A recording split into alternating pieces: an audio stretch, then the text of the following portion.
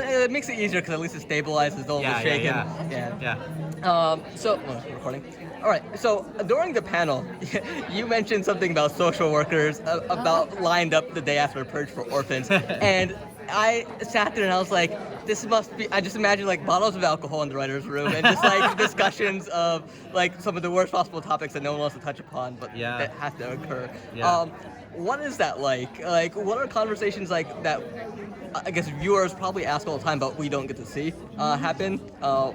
Could you talk about some of that stuff? Yeah, I mean, we do talk about dark topics, but often it's a pretty light environment, because we're all friends. But I will say, I do think sometimes these dark conversations triggered things in people's own life, and people really shared a lot of like deep emotional things with each other this year that I was not expecting. And I was like, maybe that is kind of a byproduct of talking about this intense stuff. Yeah, it forces you to face some things. Obviously, not everything we can put in the show. Just because you have to walk the line between like saying something meaningful and also like not making people turn the TV off, right? While in reality, every horrible thing would happen on the night of the Purge. But that was something that I saw too. That was really interesting in the writers' room. Was people it brought up a lot of things from people, and you also got to learn a lot about your other writers and what they believe and where their lines of ethics are and stuff like that too. Because if the Purge forces that issue of what would you do, and we get to play with that a lot in the season. It's not just people out for money for greed or whatever. Like, there's a lot of things that can happen in life that might change where your moral or ethical code is depending on context. I mean, I feel like I was like one of the only people in the writers' room that was like, maybe I would purge, but I'm like, if you hurt my kid, or if like you hurt kids, like I don't know. Like, having a kid changed it for me. Having a kid changed. Yeah, I know. I just feel like because we see Marcus in this episode. He seems like he's living a great life, has a great house, a beautiful wife, and he does not know who he pissed off. And he's being stuck. And like I was talking to Derek earlier, and he mentioned like sometimes it could just be something on social media. You don't know. It's like this. It's like this likeness skill that we all live off of. Like you might bump into somebody that might just be enough to like set them off. And in the world of the Purge, they might not tell you. They might just be like, "I'll purge you." You're on the list. We talked about that a lot. Like, whose list am I on was a big tagline for us. Like in this season. James, something you mentioned earlier was like if it was just a gore fest nonstop from beginning to end, people will likely turn it off. But this season, you kind of bookend it with a Purge in the beginning and a Purge at the end, and you evaluate what happens the night after. Can you talk about the journey of deciding to go down this path a bit? Yeah, it was. Well, I think it was James DeMonico's idea. He always wanted to do something in between Purges, and we were kind of tasked with, what does that look like? So the first thing you do is you sit down and you brainstorm all of the ideas. And that's essentially just like conversations between your friends after seeing one of the movies, or like if you look at Reddit threads and stuff like that, it's just people going, ooh, what if? Does this happen? Does this happen? And then you throw all that on the table and you're like, okay, how do we make stories out of this? Because it's one thing to just talk about it, it's another thing to like make an exciting story. So then that's step two. So you don't all just sit and then you try and fit it into the stories of the interesting characters that you created in the first episode. But a lot of it is just dealing with psychological ramifications was a big thing that unlocked it for us. Was like, it's so easy to just go say, oh, I'll kill somebody to solve a problem, but like humans aren't built that way. You know, we have guilt and shame, and for a reason, you know what I mean? And so we got to explore that a lot, which I thought was pretty cool. And at the end of the Purge movies, like when the siren goes off, it's like such a relief. But we're like, oh, for our show, it has to be the opposite. Like whatever was going on is now like still terrible. Like just because it's not Purge night, you're still dealing with it. We did initially talk about starting right after Purge ended. But ultimately we decided we wanted to see a little bit of this previous Purge to see what everybody went through. Yeah, I think originally the first idea was like Act 1 of the first episode would end Purge. And we'd get right into it. But that evolved along the way. I was thinking about that because like one thing we talked about is like, oh god, the Purge is a year away, you have all of this time. I never get my Halloween costume ready in time. Right? You know what I mean? And so it's like, right? It would totally would. So you're telling 4 stories this season. 4 main storylines. How did you decide upon what you wanted to tell? I know with Esme we get with the NFAA we get a bit of world building, the rules around the Purge. But why Marcus? Why Ben? And I'm forgetting the names of the bank robbers. Ryan and his crew. Ryan and his crew. Why those stories this season?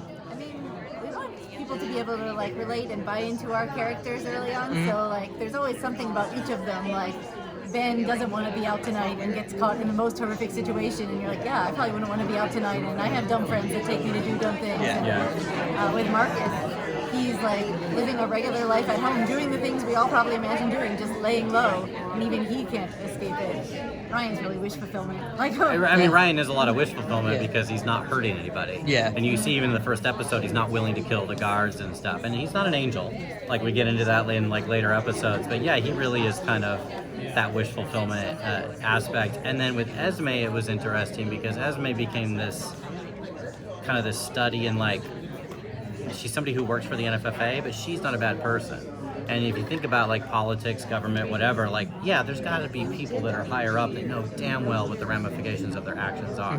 But does that mean the mailman who's helping, you know what I mean, who's working for the government is evil? Does that mean like every cop who's trying to do his job is like, you know, evil? Not everyone can be. So it just became a study in that of like, can somebody do things that are really bad for the right reasons? And then, of course, the most interesting journey to take that character on is what if they really started to realize what the ramifications of their actions were, and what would you do in that situation? So a lot of it was just following that character dynamic to like the end, this logical conclusion. It's most interesting end.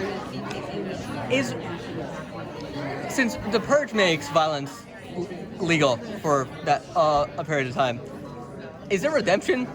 Is that something you're looking to explore? Is there redemption for somebody that might take place, that, you know, does something violent on that night, and then is that something you're looking at over the course of this year? We definitely play with that this season. Whether they achieve it or not is another question. But yeah, I would say that for sure. It's like when you do something, can you go back is like part of it too. And some people can, some people can't, you know? Yeah. And if not, keep in mind with the characters that you saw in the first episode, there's ramifications to the Purge that we saw in that episode. These are characters that lived, these are characters that lived a long time before this episode, so there's other Purges in their past that we'll get to delve into as well. So maybe there's even darker secrets that we haven't seen yet.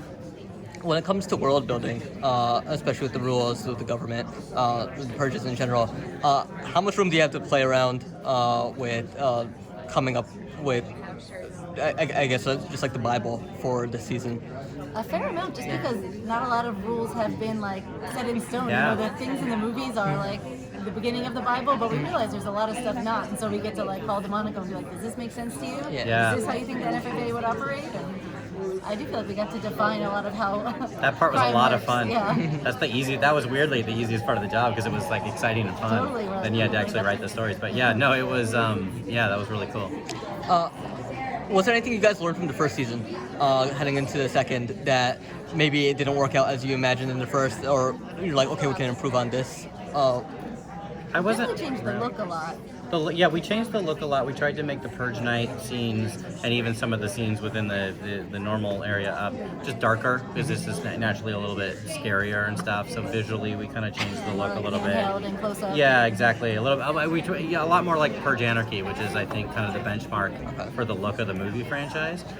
So we did that, and then one thing that we decided to play with early on, season 1 did this cool thing where it was all of the flashbacks were off Purge, and I think early on we're like, we'll just do the opposite, and then we have 3 episodes that follow that model where you really dig into the backstories of the characters. But then after that, it felt like we were trying to push it, and we just said, well, screw it, let's just not do that as much this season. And so we weren't as beholden to a template, if that makes sense, and it opened up a lot of doors. We devoted like 1 episode per character to a flashback, but then the others just are told in regular time. Yeah. So, do these characters interact with each other throughout the season? Is it all interconnected, or is it arguing for separate stories in this case? They are interconnected, but they're not in the same way as season 1 where it's kind of a time. reveal. This is much more of in kind of like fun, cool ways. Like, oh, these stories are going to cross now. And we tried to make them as organic and kind of fun as possible in ways that make sense. Where you're like, oh, cool, yeah, I can see that happening, you know? Yeah. All right. Final question. What's your Purge plan? My Purge plan. Yes. Or list. No. What? Maybe better. Do you have a Purge plan, or do you have a Purge list? Oh. Definitely a good plan. I'm gonna try to. I've been telling James that all the Purges we see seem to be in cities, so I'm going rural. I'm like gonna go to the woods and try to hunker down there, maybe like a doomsday prepper or something. Have my little bunker and just hide out. One thing I learned about myself in dealing with Purge is like I would not go out to just purge people. But if I encountered purging happening, I would definitely purge the purgers. Oh, you'd be like No Robin problem. Hood. I would be, bloody Robin Hood. Yeah. All right, thank you guys. Thank you.